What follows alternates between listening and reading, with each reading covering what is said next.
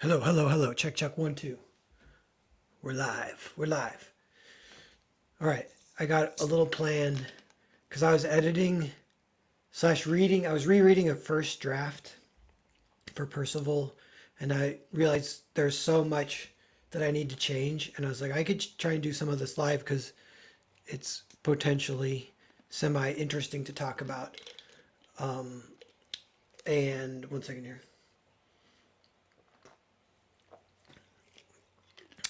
And the writing these Percival episodes, the goal has been to write 8. They're kind of go as far as like it's my first foray more into TV style writing instead of movies.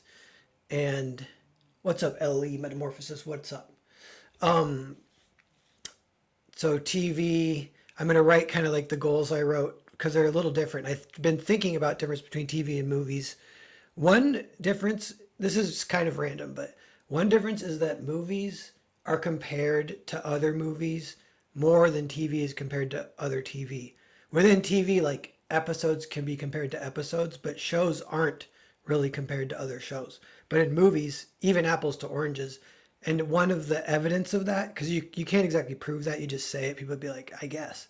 But there's kind of evidence the way people talk about movies, because people talk about movies as a whole, like based on there are people who love movies.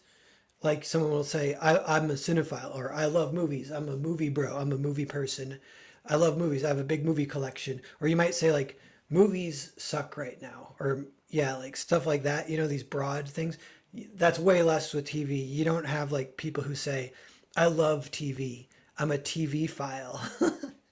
Like they'll say they love one show, or whatever. So anyway, that's just one random thing. But Ellie, what's up? Praetor, what's up? I'm catching up a little bit here with the chat as it goes. People say hi as you pop in. But so in like the late 90s, early 2000s, like in the 90s, TV was like episodic. And I kind of think, I have a little theory that we need to get back to that because it was great and nobody does it anymore. The one that I was thinking in my head is like Hercules, but I know it kind of evolved. Like X Files is episodic, Hercules, Xena, and I've been watching some Hercules for like research, and it's great.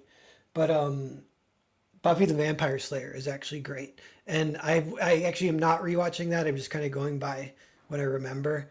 That was recommended to me by Lou, my mentor from back in the day, when I was in my like mid to late 20s when I watched a bunch of Buffy. But he was the one who kind of pointed out it was like a midpoint between like episodic versus like HBO style, what would later be TV, kind of moved in that direction where Buffy, it's episodic, but you still have these overarching seasonal arcs more so than like later X Files had more of that, but like yeah, like early X Files, it's just like Monster of the Week. Hercules, very much just episodic. And episodic is great, but yeah, that balance. So I'm like, all right, I want the balance for Percival. I want to do an 8 episode season with a big arc. And the main thing that's come up from it too is it's like sometimes people say like it feels like it's writing itself, and these have not felt like that. And I don't know if it's because I'm new to it, but I kind of have been enjoying the fact that it doesn't feel like it's writing itself. It's been like pulling teeth, and it's been really hard. But then I've been extra happy whenever it does work out. But it's and so I'm at this point now where yeah, there's like it was actually like the last 2 days. I wish I could have live streamed at a darker point because the last 2 days I spent like most of the day brainstorming. And when I brainstorm, I'll kind of just type into the document. So, it's like, what is this? 5 pages of just like typing out loud, or 8 pages. Yeah. Of me trying to figure out the plot. And I'm using like TV trope plots, I'm trying to keep things simple. But that's one thing I want to start. This is like a little possible like 4-part little live stream. So one is the checkpoints for each episode. And I don't know if normal TV shows do this, but it's kind of like a North Star kind of thing. And I do have an idea for that, and I've been going off. It's been helping. Ellie, I love it when a story writes itself. Yeah, and tropes help that. And they're these like you could say a trope, and I'm thinking maybe specific because I'm thinking of like maximalist tropes, like not like little examples. Like man, that would almost sometimes be like cliches if there's differences. I don't know, but tropes. Like I heard one, and it's like boy finds a dragon egg, and then there are examples of this trope. So like one example is E.T., like the most famous example. And of course, it's not a dragon egg, it's like an alien that he finds. But the boy finds the dragon egg trope, it has all these steps that come beneath it. Like the boy will keep the dragon egg secret, and he might confide in one close friend. There's a cat out of the bag kind of moment. There's a moment where the dragon egg might evolve and change. It like hatches or whatever. Then it can help him solve a problem that he already has in his life. That kind of thing. Those kind of stories, like there's, potentially like hundreds of them. You could write your own today, hit all those beats. It would still be 100% original. It'd be fun. That's like what a lot of TV shows do is they just hit these like pre-existing tried and true story outlines kind of, and each episode will hit it. And you're kind of trying to find what works with that. And I kind of haven't, when I started Percival, part of the fun brainstorming is like, yeah, you can actually think of, by even using those, like you could almost do that plot within the Percival universe, and Percival's one of the characters, and it is like literally like a boy keeping a secret. Percival finds out something like that. But that's not in like the 8. I actually have like 24 that ultimately I'm trying to do like 3 seasons. But and I wrote like, I think I've written 4 episodes, and only one of them I'm keeping right now. But and then I 5 if you include this first draft that I am going to have to redraft, which I want to kind of share with people because it was also a good example of like, I'm glad I got to the end of the draft, but it is so obviously not ready. So I'll read it to you guys till we get to some points where I can point out like where it's kind of terrible. And yeah, so using these tropes, but so when I say that, I'm kind of looking for those to try and find some focus, but still it seems like it's the way it's kind of been working is like it hasn't I haven't been using them yet. So far the episodes have been pretty original as far as I know, which actually is one of the reasons why it might have that feeling like pulling teeth or whatever, because I'm a little bit making it up as I go, but it still has to fit this idea that that it's like kind of simple and ready, like TV, and like like I did a stream once where we were reading TV show plots, and I've been watching these Hercules episodes for research, and they're a lot like that. They're like you can kind of say the plot, in 1 or 2 sentences, and then there's a little B plot, and it's all pretty good. It's kind of that's possibly like a difference between TV and movies. Also, is like TV is in some ways like more formulaic, more simple, more efficient, less less experimental, and all these things are like in some ways like less cinematic. So I don't know. So I'm okay with like embracing that, but Percival is still, it still is like kind of been a little bit leaning in that little bit of the more cinematic. Partly because if it's a comic, that's another thing. TV shows are often like lower budget, and it's fun the ways that they control the budget by keeping it low. And I do try and keep a little bit of that. Like I don't want like big battles and stuff. Yeah. So let me have a sip here 1 second. Publish it. Yeah, Kevin Sorbo Hercules. Yeah, it's great, and Xena is great too. But yeah, I didn't know if it would hold up. I feel like it does hold up. It's like a little cheesy or whatever, but the plots are great and they're a lot of fun. They translate well to like comics. I think they'd be like a fun, and it does have just a little bit of like the fights are kind of like WWE fights, the way Hercules fights, and like that's kind of fun. Crenshaw, what's up, man? LE, I hate it when I get a brilliant idea or a scene. I have no idea where to put it. I have to create another universe. Yeah, I can kind of relate to that. And part of the problem I've had that's holding me up on some of these redrafts is like whether or not to include like a scene or an idea that I really like, and I can't decide if it fits or not. And it is kind of this idea of keeping it simple and like how many plots are there and stuff. So let me try writing like what I was thinking the kind of like North Star because I've had it in my head, and now it's going to take me a second to like think about it. But so like every ep checklist, and so I know it's like ep one. This is one thing I kind of figured out early that I liked. I'm trying to find the right button. So ep one, and then it's escalation, and then ep two. So the very end of ep one is a giant escalation, and then the very end of ep, or sorry, I'm saying ep. It should be acts.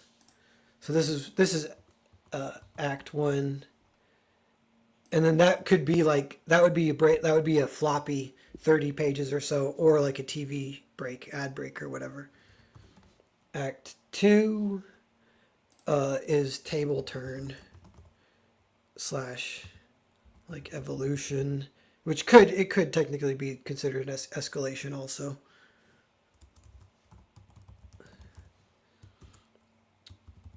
And then act three, and then resolution.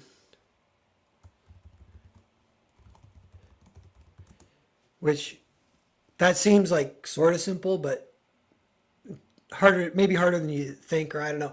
And that's a little bit of a way where it kind of steps like a movie would sort of have that, but movies aren't even like kind of broken into perfect thirds with escalations. And then like if you combine two episodes together, you'd be like, well, that's like a movie, and not exactly, because that's what I'm discovering too. Because I do for my episodes two and three, they kind of tie together, so that's one story. So that actually could be movie length, but it's each episode is sticking to these act one, act two, act three with a resolution, and so it's like something kind of different.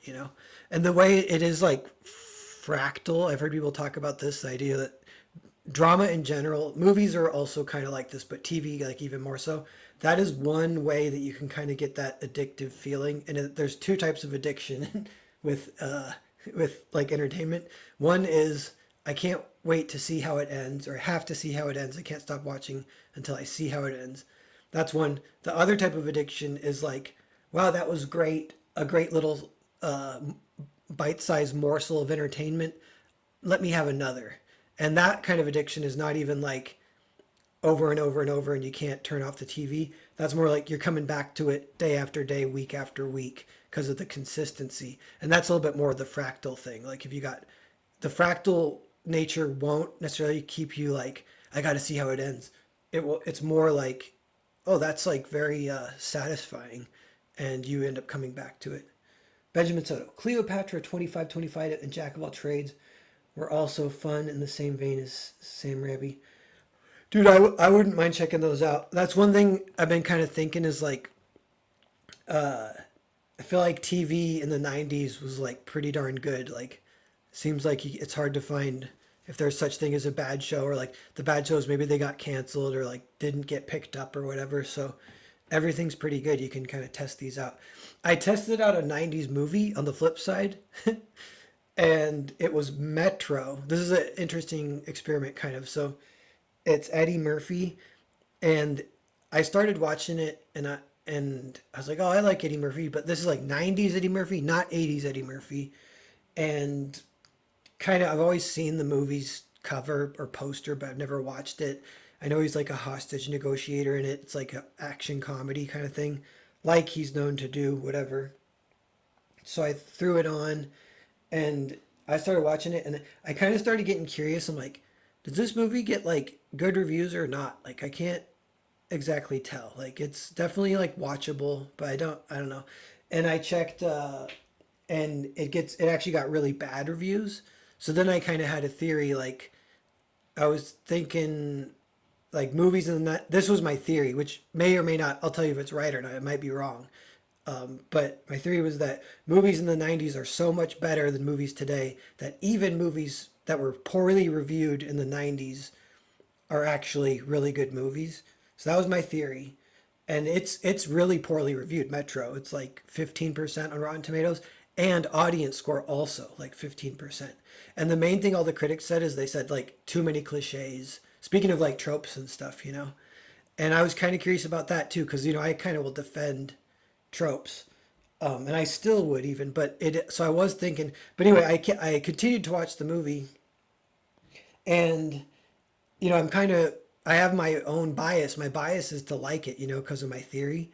But I didn't end up liking it, and I didn't end up finishing it. I kind of thought it, yeah, I was like, this movie's like bad. It's a bad movie. So I didn't finish it. Even though it has the bad guy in it, is like an actor I really like. So that's another reason I wanted to like it. But it was a weird movie though. It was like it had all these. Every other scene was like completely disconnected from each other. Like it would cut to a scene where he's trying to get his girlfriend back, and then cut to the actual plot of the movie, which has nothing to do with that. And it's him being a hostage negotiator, but like kind of randomly, just some hostage negotiation shit. And then it cuts to him getting then kind of semi inexplicably his partner gets murdered by the main bad guy, and him and his partner both have to act really stupid for that to happen. And then that guy gets away, and then it cuts to him and his new partner becoming friends, completely unrelated. This is just them gambling at the horse track. And none of these scenes are like very good. Like I was thinking, that's what I was thinking of. Like, okay, these are tropes. Like your partner gets killed and you want revenge. That the sin isn't doing that trope. The sin is like doing it where it happened in a really dumb way, and then the new partner plot line is like weird and disconnected from anything that's happening with the actual story. And then it's kind of random. The bad guy, sort of randomly, they don't explain it. I think there's one line of dialogue that will kind of explain it, but you got to listen closely. But they kind of skip ahead, and he is now in a hostage situation. Like they don't even show like what happened, but all of a sudden the guy who randomly escaped and killed his partner, cut to like the next day, he's in a hostage situation. So then Eddie Murphy and him have a big like action scene thing, and then he actually gets caught, and that's the middle of that. So then at that point you know he's gonna like escape and catch the girlfriend, and they will like tie it all in. I think I do kind of want to finish it just as a study to see what happens. But it was, that was kind of, I don't know, my main takeaway was that it was so disconnected, and each individual piece, even on its own merits, wasn't that great. Like the gambling scene with his partner, like if you're gonna do a disconnected scene, like make it awesome, you know. And it kind of wasn't. It was like super. And these are, I think I've heard people say like these are scenes that are like accomplishing one thing, and usually you want your scenes to accomplish like at least two or three things, you know. So like it cuts and it's like him trying to win his girlfriend back, and cuts him becoming friends with his partner. Like a better movie would be like he'd be becoming friends with his partner while they're kind of doing something semi plot related. And I don't know, like, you know, novels do that. Novels hop all around and are truncated and have little episodes and little vignettes and short stories within them, or like scenes are disconnected with just one point, kind of more self indulgent. And cinema is allowed to be more self indulgent. That's one of the lines for movies versus TV in a good way. Like, I kind of think self indulgence is not even a bad thing, I'm pretty sure. I've thought that for a while now, but I don't know. 20 people watching. I'm kind of ranting here. We're going to try and get back to this TV checklist for the Percival episodes, then show you guys a completed first draft that is like not good at all in a lot of ways. So we'll kind of go over a little bit of that. And then maybe we'll look at some of my live brainstorming to try and solve some of these problems if there's time. Just doing it live, it kind of helps motivate me. I'm keeping up with the chat a little bit, so I'm saying hi to people if they check in, so how everyone's doing. King Camo, what's up? Just saw Captain America 4. I would have loved to see a trope. Instead, it's just stale bread. Yeah, I think tropes aren't even really that bad. I don't know. Travis Adams. The mark of a great writer is the ability to turn worn-out cliches into time-honored tropes. Yeah, there is something to be said about like tropes, cliches being a negative association, tropes being more of a positive one. Simply Green agrees. Jack of all trades, Bruce Campbell. Oh yeah, that might have been only like one season too. I think I've heard of that. I definitely want to check that out. Cool. saw an 80s movie called To Live and Die in LA. Yeah, that one's awesome. Yeah, your boy Zach said he watched that one recently. And that guy, that actor, he's in two 80s movies that are badass. And the other one is, shoot, what's it called? It's the Michael Mann, Manhunter. It's called Manhunter. When are you writing The Great American Narwhal? Willem Dafoe. Eddie's Pluto Nash era. You have to forgive the man. He's got a lot of kids to feed. Yeah. Okay, so each episode has to have this 3-act structure that's like more, a little more like, if, you know, rigid than movies. And what else? It has to have, this is funny, some of it's so simple, but has to have an emotional core, which that like is so just sometimes not, like if I don't make it a thing that it has to include, then I might miss it. So I have to like force myself. But if I force myself, then I can do it. And I've been okay at that so far, and I've been kind of fitting them in. But then some themes that play out. It's like there's two sets of two pantheons, like of God, like yeah, of gods. So there's two sets of gods, interplay between them, but they don't enter the story, and it's that kind of tied in with like playing around with polyamory, what's it called, theism. And that's something I noticed Hercules does. Like Hercules has the gods as part of the world building, and that's like kind of the best thing about the show. It's like really fun how like, and so Percival does that, but it's like more subtle, I guess. So that was one. I wrote one too where like things are kind of are more not set in stone, no hard fast roles, any kind of rule contains its own opposite focus. I'll say some focus on like exceptions. And I wish I could think of an example of that, of what that would be. Like, so that's one, in one of the episodes, there, or an early idea that this might get cut, but it's a disgruntled writer who's throwing a fit because the king didn't like his latest work. And he's like, it's a masterwork, you're an idiot. So he's calling the king an idiot. And so like the first thing you'd think, so I could say that, like I try not to write the first thing.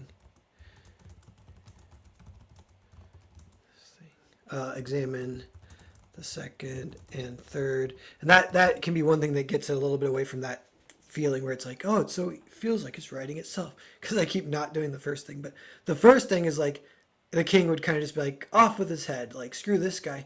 But I have the king instead which yeah, again, the scene might not even be in the story anymore, but the king's more like it's like his council or whatever is like, this guy's psycho, do you want us to kill him? And the king's like, he's just an artist, he's just a little, he's just a little worked up, like give him some space, give him some time. And so the king being like that is like, to me, a lot more funny. And so that I'm like, how often can that instinct of just not doing the first thing, what's the second thing? Often it's a little more like subtle or mixed or in between. That kind of can get to some kind of more funny stuff. I'll give you one other example is like in episode 2, there's this girl who may or may not be in contact with like an angel. It's very loosely based on Joan of Arc, and they get to interview her at one point. And the first time I wrote the scene, this actually might come up when I show you guys the rough draft, because I almost haven't changed this yet. But the first time I wrote it, it's real like wooey and like and real like magnificent and like aura. What do you more awe? A sense of awe. Like the girls like talking, wistfully about like if this angel and what he's told her, blah blah blah. And the people are very reverent. They're kind of respectful and asking her what the angel told her.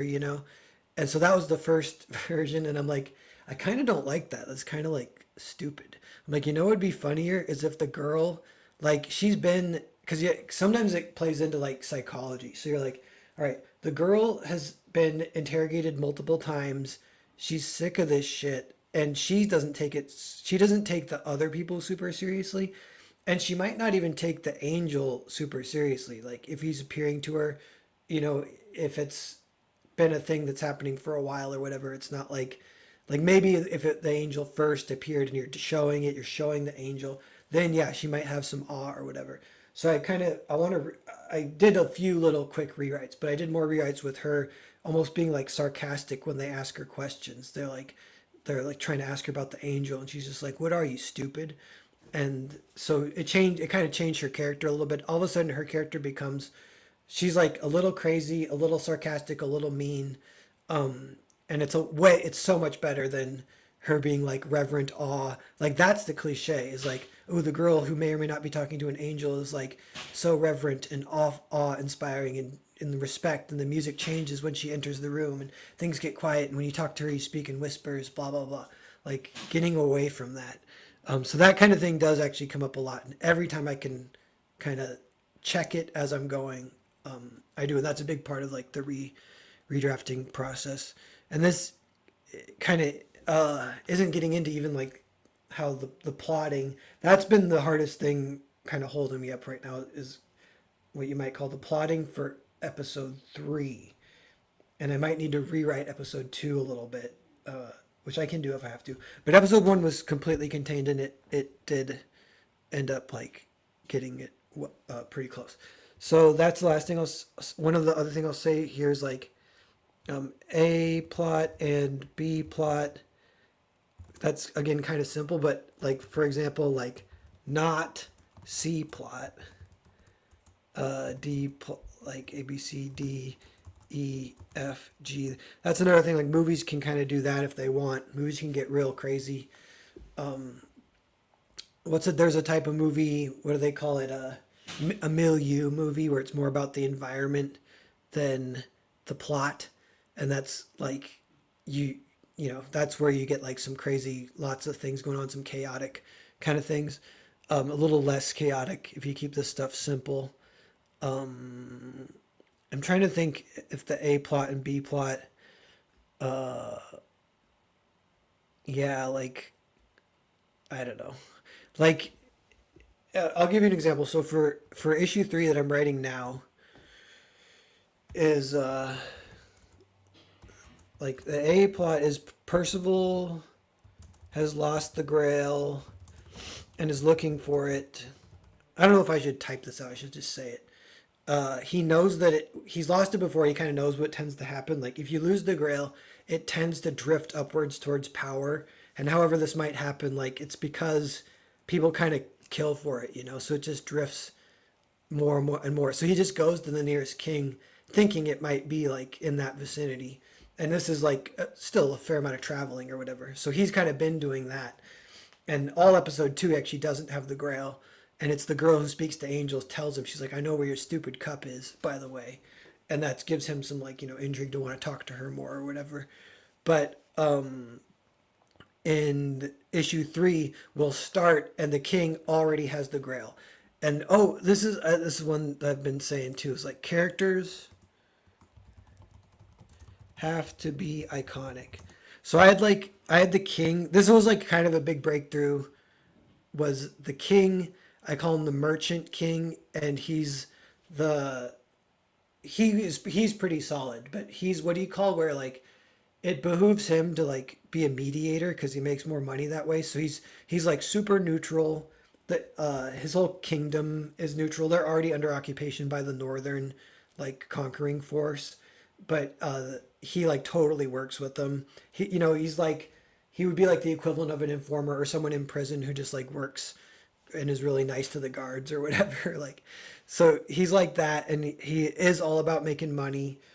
And then he had a ex-wife named Priscilla, and I wrote a whole draft of her, and she's just kind of, I realized this, I'm glad I realized it, but she's just serving the plot. She didn't have a character. Like, I just have her like, she's like a pretty queen or whatever. I had her like, she doesn't like him, and he gives her a gift of, because it's devotion and tribute, or like the two kind of cities, and devotion is north past the desert. They conquered down into tribute, occupy it, and they have their own pantheon. Tribute has their own pantheon, and he gives her a devotional statue, and she commissions it to get it converted to be a tribute statue.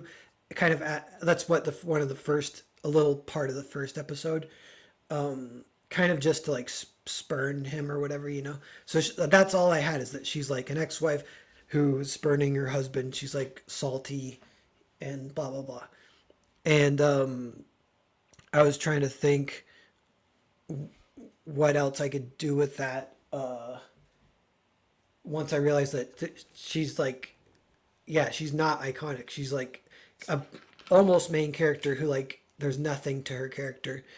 And but what I came up with, and I wondered if she has a daughter or a son, you know, all these things. But what I came up with is that she is uh, addicted to and obsessed with the ancient equivalent of plastic surgery.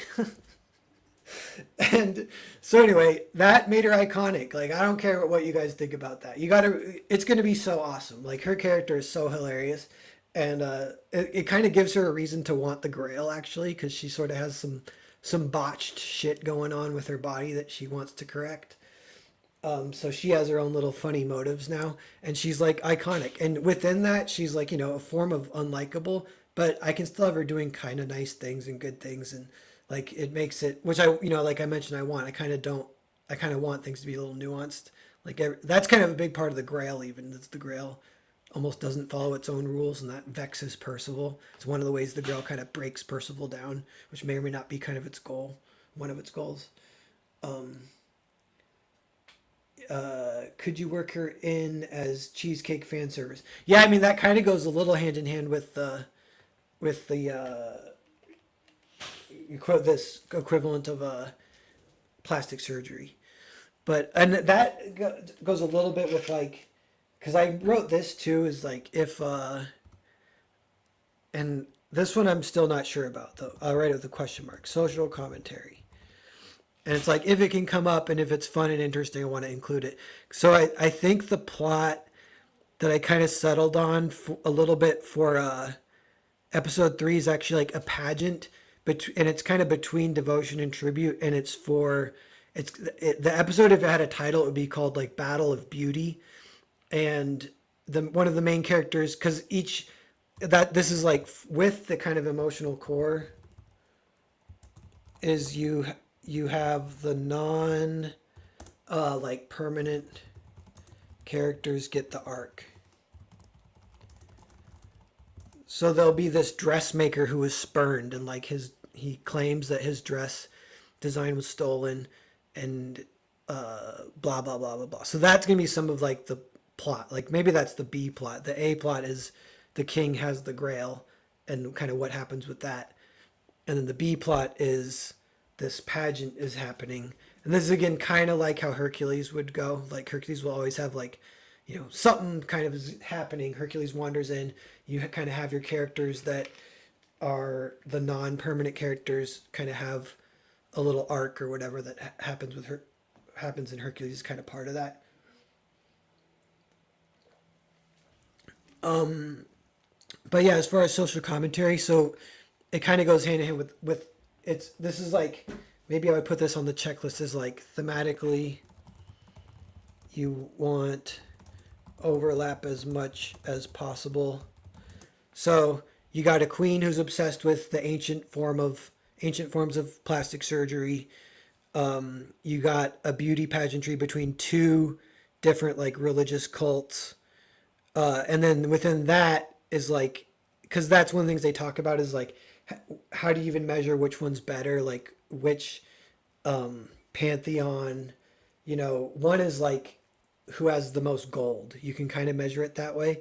But another way you could measure it is like who has access to the most beauty. But then you have to talk about like how do you even define beauty? And it would come up that they're in a time like in tribute considered itself a trend-setting city, and they've kind of gone backwards where their idea of beauty is defined by being different because they want to be trendsetters. So the women do all these weird things like they'll shave back their hairline and they wear extra makeup and they do some weird crap that makes them actually they get lip implants. So they look like freaking ugly as crap. Yet that is considered beautiful within the culture. And that is kind of what gives them clout or whatever. And the king buys into it. He loves his wife Priscilla. He still kind of wants to. He kind of likes her still or whatever. But she looks like gross, And I think like someone will have the line. They'll just say something like yeah, actually like poor women are way more beautiful than they say we live in a time when poor women are more beautiful than rich women just because they can't afford all like the necessary procedures to fit in. And so I want to include that line. I'm like, that's a social commentary line. You know what I mean? Like that it totally like applies to today or whatever. And so then I don't care. Like I want to include it. So some of that stuff is coming up, and that's been my. It's like if it does come up, I want to include it. And the reason that's helped it come up has been this kind of rule of keeping the themes overlapping as much as possible. And it is kind of funny how you can drag it back to the idea of it's like two pantheons, two sets of religion, how they define beauty.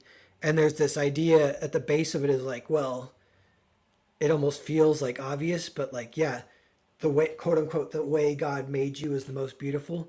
But God, he's only represented by the Grail in this story. And this is the Grail like pre-flood, like the Grail, the flood hasn't even happened yet. Eventually the Grail is going to get to like the table of Jesus at the Last Supper, but this is like the Grail before like God was ever even a thing. So nobody knows what it is or what the power is behind the Grail.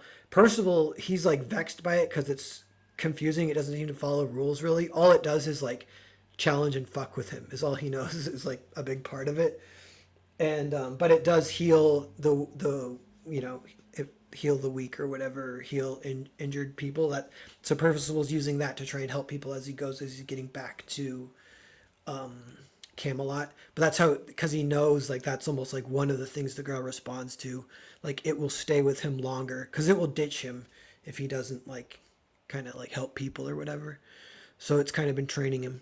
So yeah, like that's you can kind of think of it too as like origin of pre Christian ideas, and that kind of goes with the social commentary, and that has to be like pretty subtle. I think subtle question mark, because I don't really want to like get too much if that's like a can of worms or whatever. I just don't want to mess with it too much, but definitely keeping it simple is like it's sort of the like, or I could say like it's kind of almost like the common sense stuff.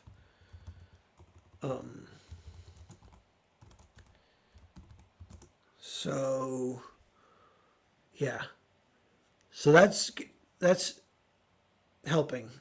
Whatever. This is pretty good to saying the stuff. Let me see what you guys are saying. That beauty-seeking culture peaking implies that it is stagnated if the poor common fold are reverting to basics or nature. Yeah, it would be like a turning point backwards, which we're kind of in that now too, sort of.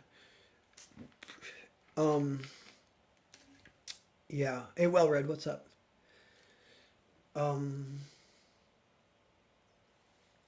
Okay, so I think what I want to do is show you guys the first draft of issue 2, and we'll kind of read it a little bit, and maybe we'll see if we find it to a point where I can point out where it's like terrible. But the one thing is, it honestly might get completely rewritten because of some of what the like where the plot's going or the new kind of overarching plot idea. Yeah, so here I'm gonna, if I think I pop it up here. Okay, so I wrote cold open, interior, tower, morning. A girl looks out through the barred window, sees the sun rising. She's dressed in boy's clothing. There's a dress on her bed that she ignores. See that I wrote that because was thinking this is like um, uh, Joan of Arc, but I actually realized in issue 3, I do think like I don't know if you call this a trope. It almost is a trope, but this will happen in issue 3, not right away. So yeah, that's going to get changed. I won't change it now, but just kind of pointing out like I read 2 lines and already I'd have to delete that, rewrite it, re-envision the scene or whatever. But a monk approaches behind her. They place a small chest on the carpet at her feet. Behind him at the threshold, a soldier who seems fairly disinterested. Monk 1, open it. She slips down to the small chest, looks up, then complies. The chest holds 2 daggers. One is green, one is red. I actually wrote later that it's 3, which for reasons that maybe would come up. But pick one. Don't show me which one you pick. Tie this around it. He drops a gold ribbon. What happens if I choose wrong? He said, there is no wrong choice. The monk is looking away. If I choose right, will you let me go? In time. All I did was point. I know. Nah, I know. Do it again. Use the ribbon. The monk is looking away, but the soldier is peeking. Corridor later. The monk closes and locks the chest. He drips wax on the keyhole, then he hands it to the soldier, and he says, ride true. Outside, the soldier mounts and rides off. Tower. The girl from her tower can see him go. Then that's the cold opening, and then the show would start, and then the opening scroll. But again, that already, I would want to, that's that reverent style, which is maybe okay to start with, but I might change it already, make her more sarcastic or whatever. Opening scroll. We see a map of pre-flood Babylon. It is a time before a time before a time. Percival travels with the Grail towards Camelot. He follows 3 rules. He must heal the land. He must carry it lightly. And rule 3, he must never use the Grail's power to heal himself. He's been questing for many years. The Grail has been known to come and go, and Percival has again begun his pursuit grailless. Yes, I think I might include that, yeah. Interior, dusty dig. I don't know what that is. Day. Note. Tribute is a huge, mostly flat city, but very spread out, more like a small country than a big city. Percival's journal. It was 10 years ago I was traveling this road on my quest for the Grail, traveling south. Now I travel north, meandering, looking for a sign. I took a brief detour outside Tribute to look up a friend I made on the way down 10 years ago. This is like a captain's log in Star Trek, like, can you say something real fast, just let people know where he's at. And this almost serves the purpose of this. And it's clear, at the end of issue 1, episode 1, he loses the Grail. So that's kind of important to maybe know at the beginning of the episode, like, he does not have the Grail. He's looking for it right now. But this kind of, so what I might do is I might add 1 line on this to make sure it's clear he's lost the Grail, is looking for it, and I would delete this. And I'm thinking again about just rewriting it totally from scratch, so I'm not really going to edit these. But I wanted to get to a dialogue example. That's what I really wanted to show you guys. If the dialogue comes up, if I'm able to show you. Let me keep reading, see if we get to Simply Green. This is already anachronistic. What does anachronistic mean? Is that like the reverent tone that I don't like or whatever? Sorry. Already settled. Where am I? Lots of commotion. Whole football stadium zone has become a big mining operation in the small rock hills near the farmland of the outer ring of Tribute. The mine is brand new but already settled without markets and housing. It's one big cave that has some action around it. The boy Aaron runs through the crowd. I have her necklace, the necklace she wore when she discovered the cave, the gold cave. I might delete gold. I will edit some of these as I go. It's funny, you just say it out loud, like, cave is way better. And you don't need to say gold. I don't know. People know it's gold or they'll find out. He looks at some interested farmers and holds it up, dangling. It is twined with a rock hanging from it. Aaron.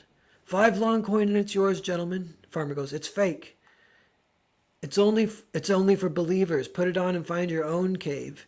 You would have done that already if it was real. I already did. Now I'm selling it. Where's your cave then, boy?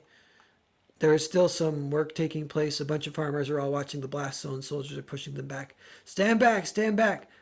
The bastards keep slowly creeping in. Surveyor. Bastards keep slowly creeping in. What we need is a blasted fence. So here again, like, that's okay. But when I read that, I'm like, why wouldn't they have already built a fence? Like, you know what I mean? I don't know. So I would probably delete that. And I would just say there's a fence. But I don't know what the ancient version of a fence is.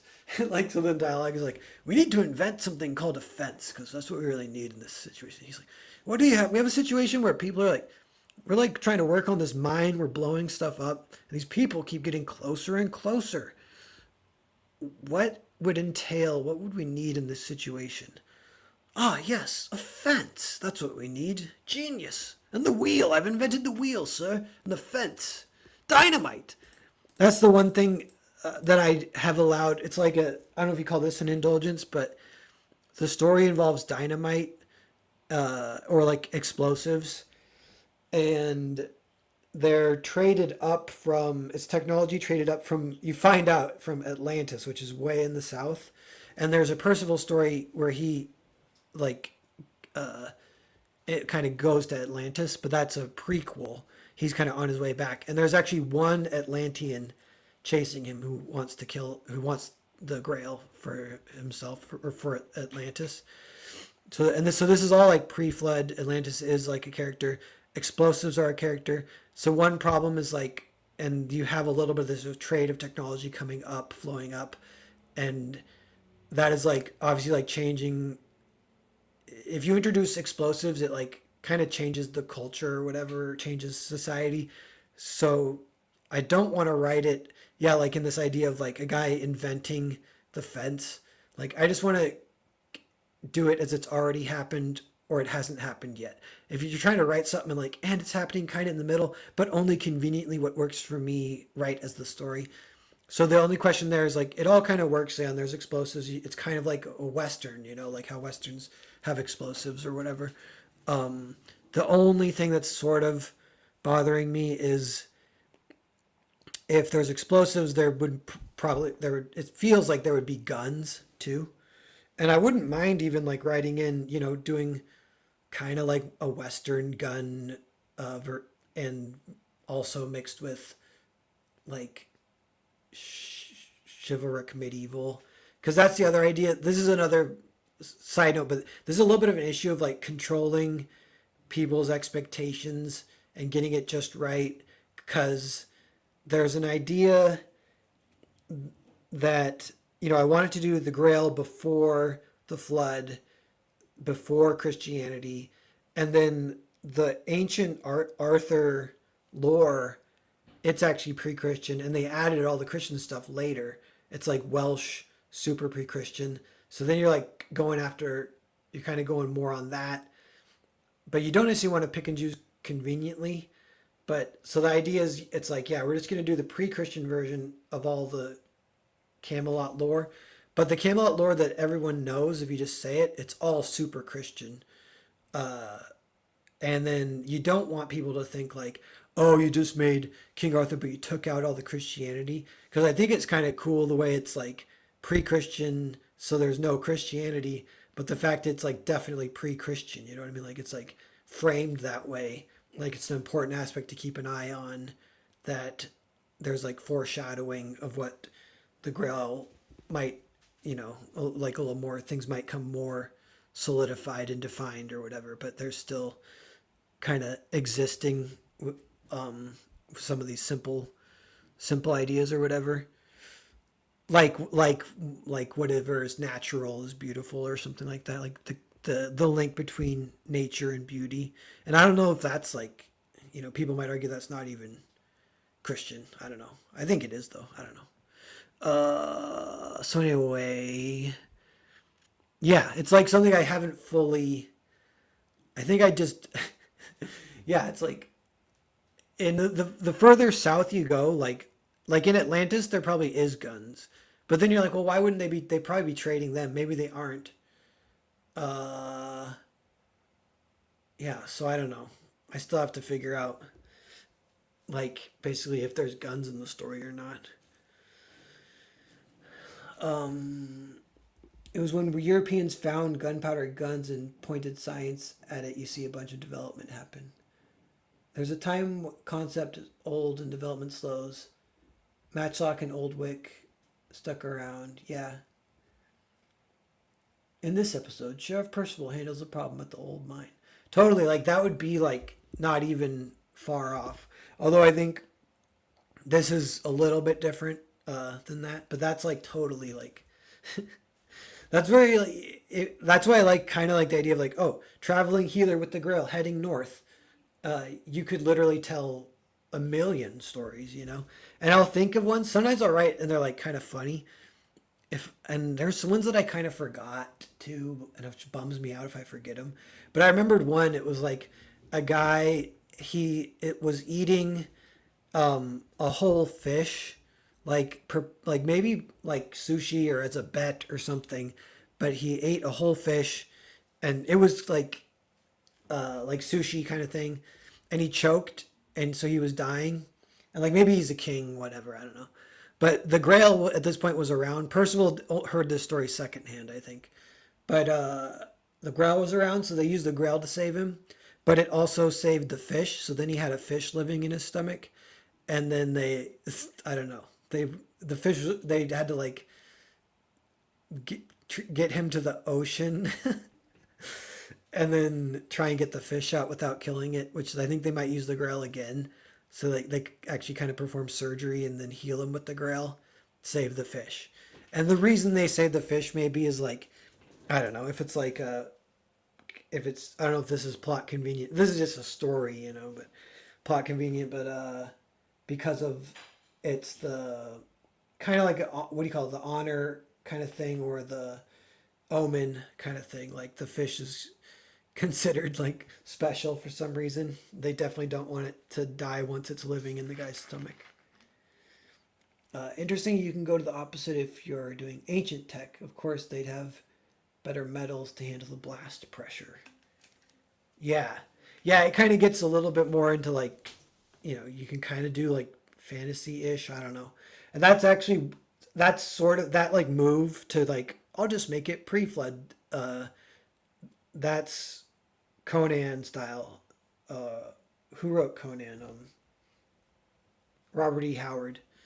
He did it for the exact same reason too. Just you know, kind of not have to deal with too close of a bickering eye of history or whatever.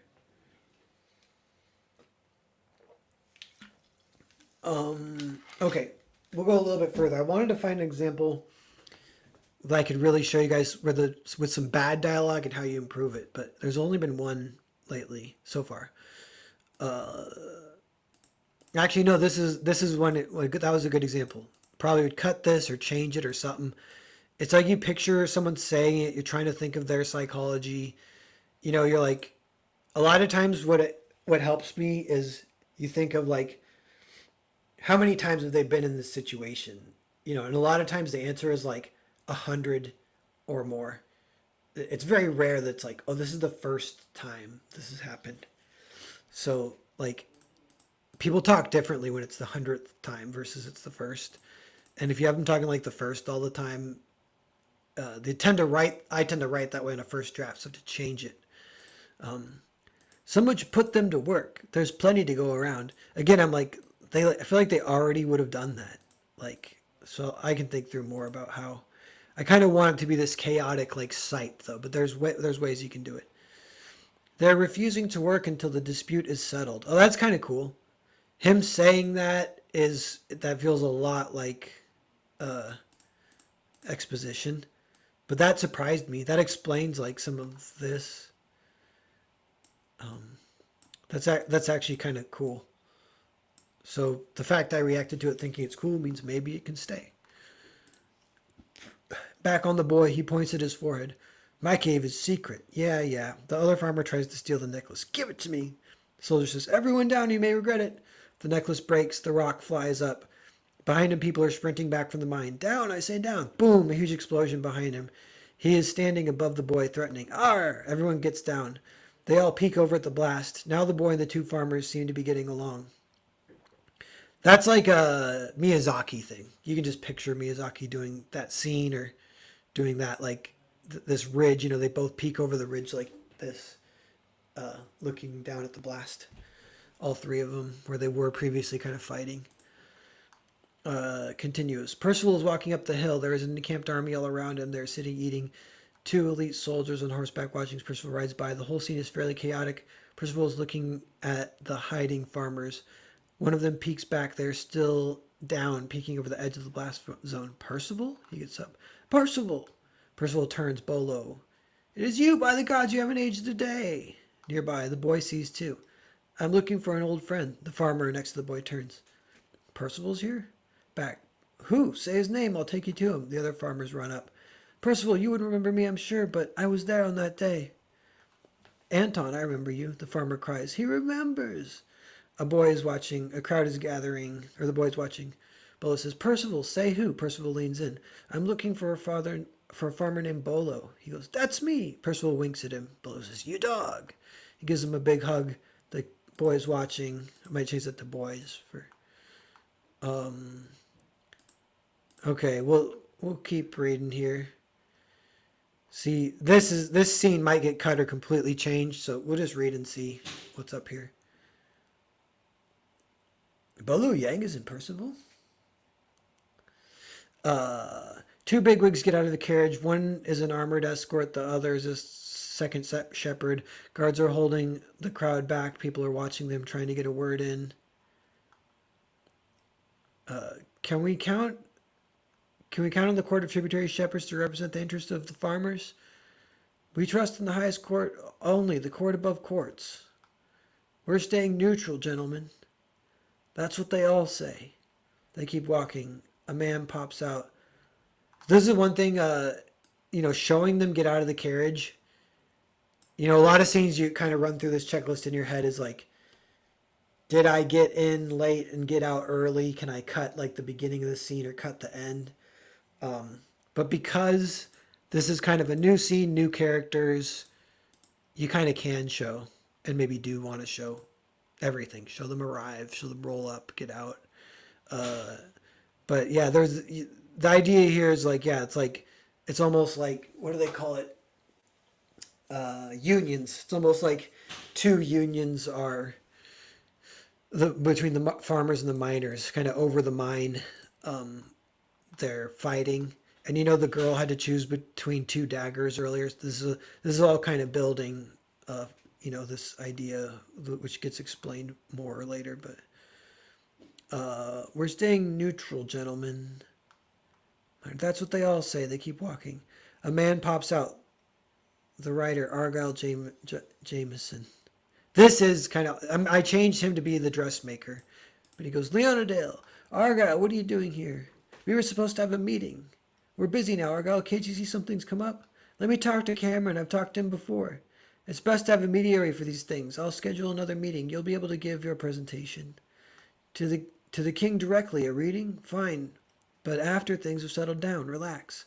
Tell Cameron it's me. Tell him I want to meet with him. I have an idea for him.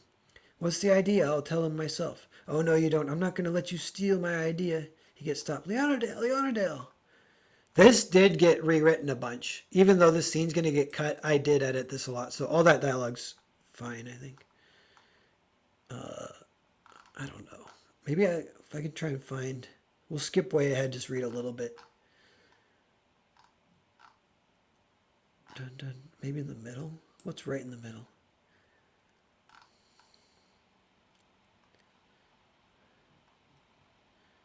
Give me a stein with the root drip. And a companion. Wait up at the banister. Dude is drinking his drink Okay, actually, this could potentially get changed. Think of the psychology. So he slaps the coin on the bar. He says, "I want a drink and a girl." Bartender says, "Wait up at the banister." Um, Again, you feel like this has happened 100 times before. The bartender would not say that if it's happened 100 times before. So I would change that. I don't know what I'd change it to. Maybe just cut it. Newt is drinking his drink. A woman on his arm. Woman, you look like you're still working, sugar. Newt's looking down at the bar below. He can see the third entering. Right, I haven't named the characters yet. I just have the guy named Third. Newt steps back to the shadows and chugs his stein. Hold this. He hands her his stein. He runs off down the hall. She says, Newt. Below, the third has heard the commotion, is looking up. Above, Newt is slipping out a window. He crawls on the roof and chimney, hops down. He slips, startled, because Scout is already there, his sword drawn. That's enough of that, Newt. This is like Third and Scout are like two cops, and Newt is like their informant. So they're just tracking him down so they can kind of interrogate him, ask him what's up. Which, again, that is borderline cliche, borderline trope, and I don't know if I like it. I might rework that. Newt has been taken to a private room, smaller, backed against the wall. Never thought from creation to destruction I'd see the Percival scouts and the devotional rangers working together. Scout, you've got no imagination, Newt. What are the Hellenic up to these days, Newt? I stay out of it. So you admit there's something to stay out of. I didn't say that. How'd you get the long coins? I won a street game, fair and square. Give that back. Scott pushes him back. There's been a murder, Newt. I had nothing to do with it. It's your call to honor to help us deal with it. Who died?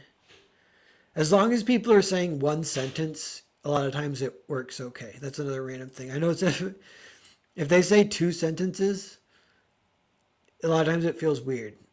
I want to find an example. I know they're in the script, but I haven't seen a super blatant one yet. Who died? Father Helnick's name, and his son was injured but just survived. This is like the plot. Some of this might get tweaked, which means we already know everything. That's like kind of playing good cop, bad cop, talking to Newt, but again, like he's just saying something that's obvious, so you could cut that. Like he literally says, which means, like he's translating when you don't unless you need to translate. What do you need me for then? Catch and release. Wait, they'll think me an informant, so it behooves you to play along. Interior tower night. Captain Percival dismount. Time to set your magic key. We know the girl's given different answers at different occasions. Yes, I'd like to talk to her alone first. A bigger audience may have an effect. Yeah, this was one where I cut the multiple sentences. I wish I had the older version. I did it. That's what gave me the idea to do this video to show. It was like last night or something. There's the girl. She says, made you look, you're an idiot. I added some of that. Here's them saying a lot. So we can look at this. She's unwell, delirious. You, get her a nutritious meal. We should have brought something. We're too focused. We're missing the bigger picture. Percival, another party arrived while you were interviewing the girl. I held her at bay, but she still wants to cross-interrogate the girl as well. Definitely this is too much. He says food first. Then this is Priscilla, not Percival. Priscilla comes up. So this is the example. This is a good one. So the dialogue. Percival, another party arrived while you were interrogating the girl. I held her at bay, but she still wants to cross-interrogate the girl as well. That's when, like, I don't know, like nobody talks like that. No one would say that. I kind of wrote that as a first draft, for my own tracking of what happened, you can tell. And you're like, it's either implied or it doesn't matter, almost all of this stuff.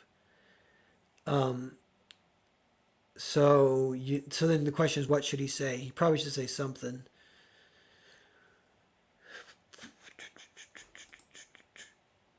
A lot of times it's, it's either the first or the last sentence. He still wants to cross-interrogate the girl as well. We would go, I think we'd go like this. That's fine. Maybe there's more tinkering, but that's a fix. That works. What about Percival was saying a lot up here. She's unwell, delirious. You get her nutritious meal. We should have brought something. We're too focused. We're missing the bigger picture. Yeah, this could kind of be. Although he is a little bit ranting and frustrated here. So I might keep that.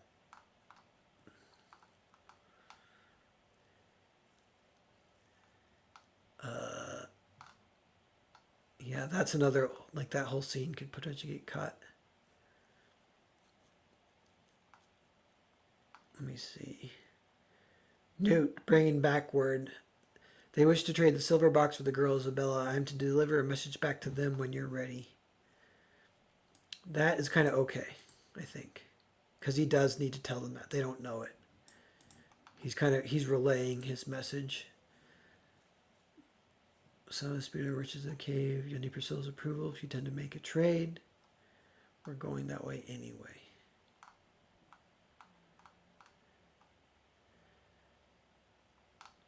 Street preacher.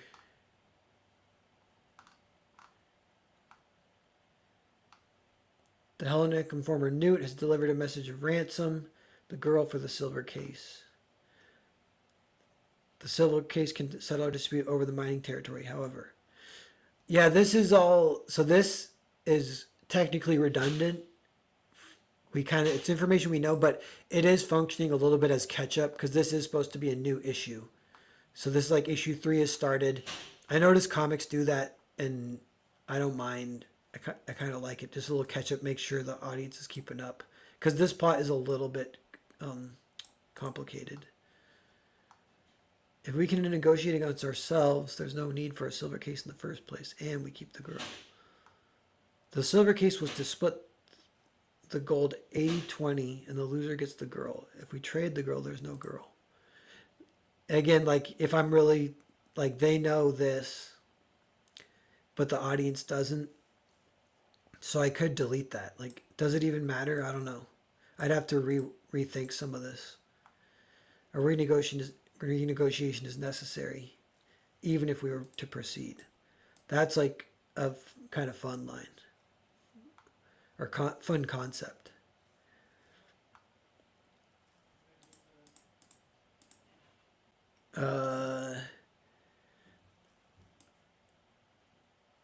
Her asking why would we do that is kind of bad. That's like borderline like lampshading. Then you have him, he's like justifying, but his argument is sort of good, and she would already know that argument, so I would change that. She understands, like, it's just if you prefer higher stakes or not. So it could be that she says this like she knows the answer, so you would say rhetorically, and then that would work. But what I might do is, if I was rewriting it, I might have her, a renegotiation is necessary even if we were to proceed. And she would say, I think she would just say higher stakes. Question mark. Maybe question mark. Kind of that is rhetorical. Don't you want to see whose dagger she picked?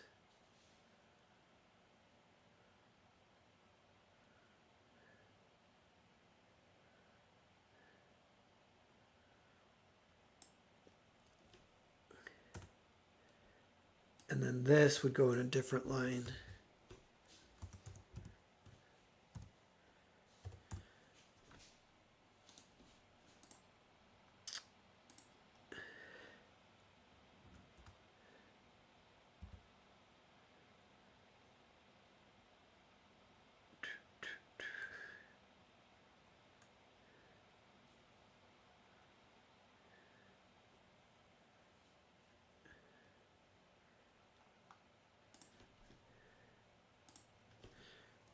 Yeah. And then again, like, it's like, am I okay with her just saying, and the loser gets nothing? And he would say, correct.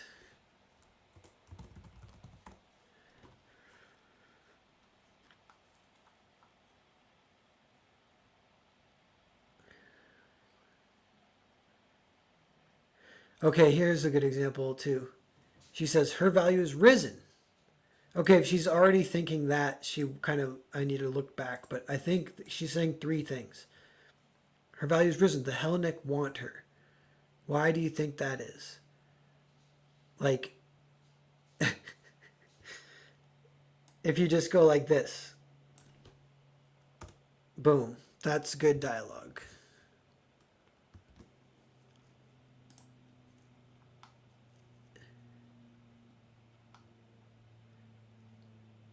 But with it, it's like this, there's an answer to that. It's that her value maybe is going up if you consider that the terrorists want her.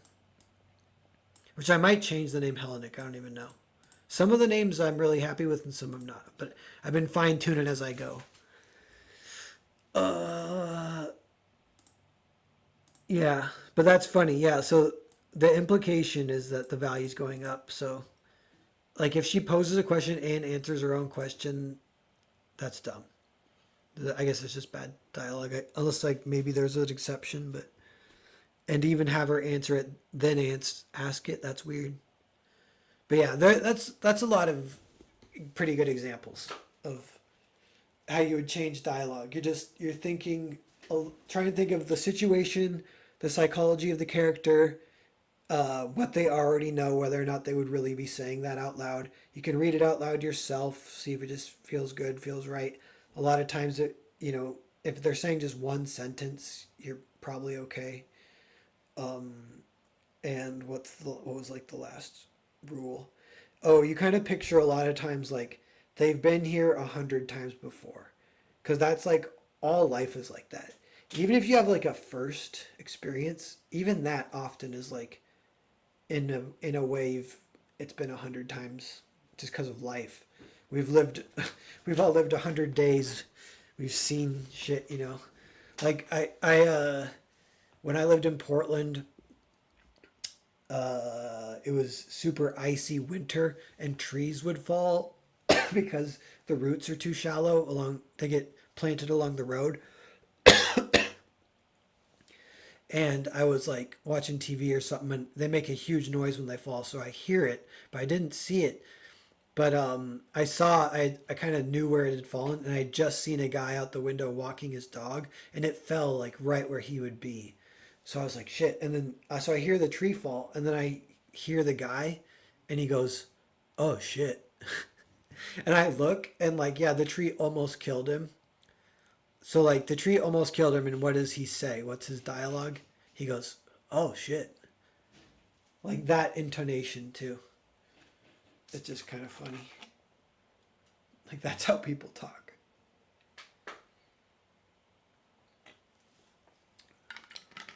Oh, Anto, if she's using sarcasm, she could ask and answer her own question. Yeah, that would be an example. If you're kind of more like leading, if you're talking to someone who's dumb, so you have to answer your own question that way. Yeah. Or someone who's like silent, kind of.